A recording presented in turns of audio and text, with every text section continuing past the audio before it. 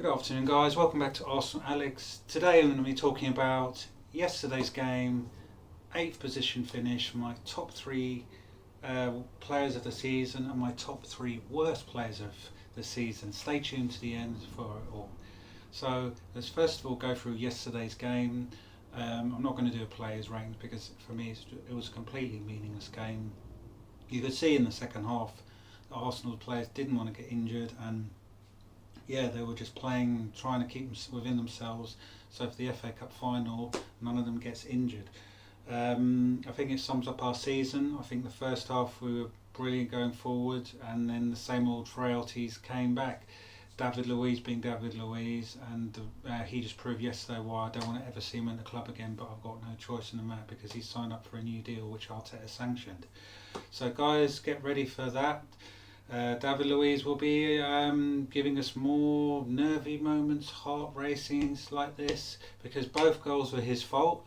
The penalty he gave away, and he just stood still to allow Danny Welbeck, of all people, to come in and slot home, and of course just go to sleep. And that's who we've got to look forward to next season. So that, for me, sums up our season perfectly, the Watford game. And Aubameyang, congratulations to him, and unlucky he didn't get the golden boot. But I'm sure, like you and me, I'm not bothered about that. I want trophies, and we've got that FA Cup to look forward to. But let's not forget about that. This has been an absolutely useless, rubbish season. I'll never know like this. This is going to, for me, the biggest transfer window ever, because we have got so many problems. So many players need to go. We're the third highest spenders in the last 5 years, so it's not like we haven't spent money.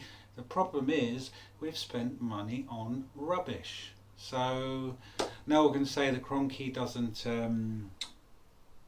give money to spend or allow money for it, because the problem is we've just not bought the right players and we've overspent on rubbish. And that is where we are. If we keep Kolasinac, David Luiz, Bellerin, Mustafi, Xhaka, Reece Nelson, Lacazette, this is where we're going to be around next season. And it doesn't matter who we add, but if we want to win a title, those all need to go. But if Arteta is giving David Luiz a new deal because he talks well in the dressing room, then how are we going to win a title? Because this is, for me, if Arteta doesn't get it right in the transfer window and is backed, by Christmas he'll be out the door, because I don't want to wait around. I want to win the title. I don't want to finish 8th. I want to see us lifting the Premier League in my lifetime again, in my son, and son's lifetime. And at the moment, we're a million miles away. We have no right to make fun out of anyone, because I'm not going to make fun of anyone, because it's not right that we should, because we just need to look at ourselves. Worry about Arsenal. Don't worry about anyone else. Worry about what we need to do to become great again. And it's so many different parts. I think players need to go and players need to come in, and of course that will cost money. So let's see what's going to happen. The transfer window opens today. No news yet of any transfers for Arsenal. I think we'll probably wait till after the FA Cup final. I think the biggest transfer for me personally would be Aubameyang signing a contract. Obviously his dad was giving cryptic messages that he may sign, he may not.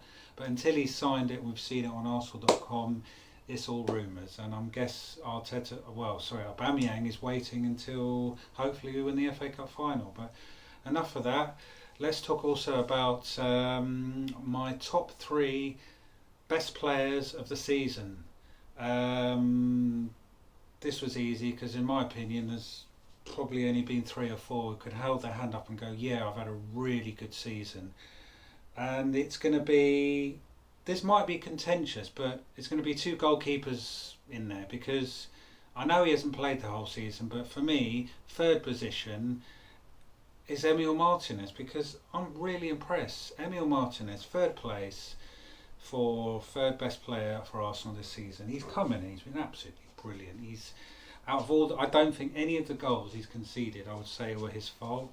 That Trent Alexander-Arnold save, for me, is probably the save of the season. It's just, I've watched it like so many times. What an unbelievable, beautiful save. And Leno does not walk back in. He's going to have to fight for his place, because it's not right that if once he's training again, that he just walks in.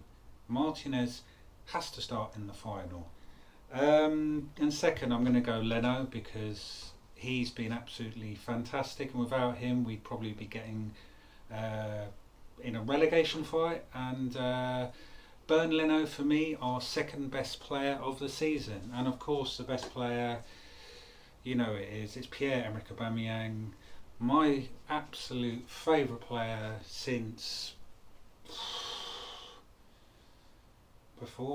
since Dennis Bergkamp or Henry. He's absolutely phenomenal, and I think if he does sign, it will just boost the whole dressing room, and it'll just he's the top goal scorer in the last 2 years for Arsenal. It's one of the few signing lights that we've had for this season. So congratulations, Pierre-Emerick Aubameyang, you are my player of the season.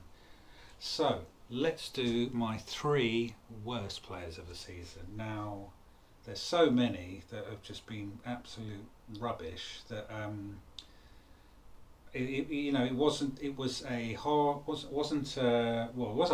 decision to get in the top 3 worst, because so many of them have been absolutely dreadful. But in third place, I'm going to go with Bellerin, because he is just a reason why we're not.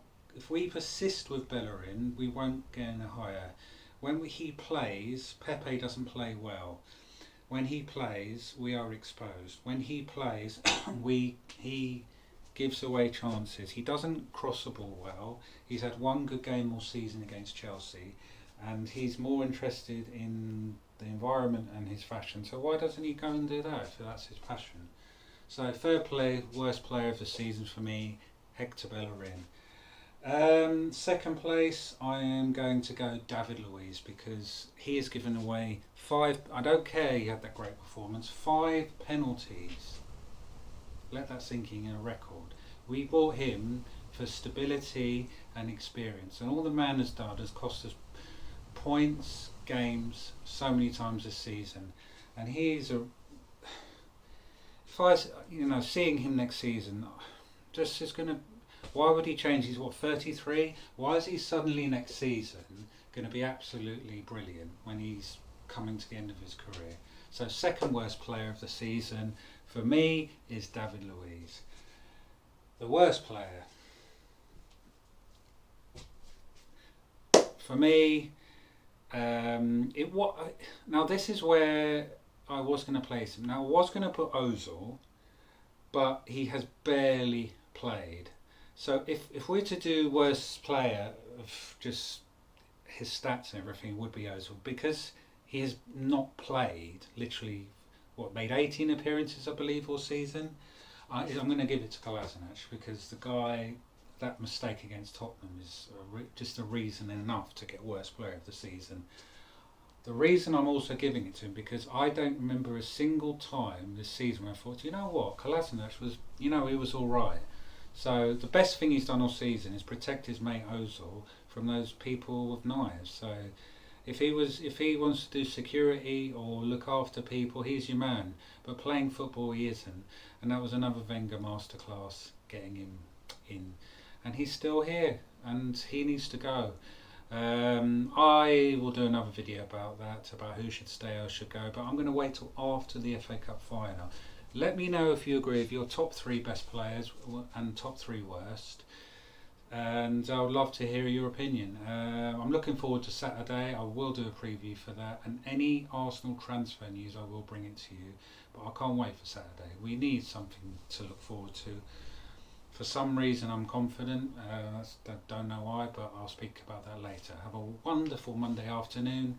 Smash a like and subscribe, and I'll speak to you guys soon. See ya.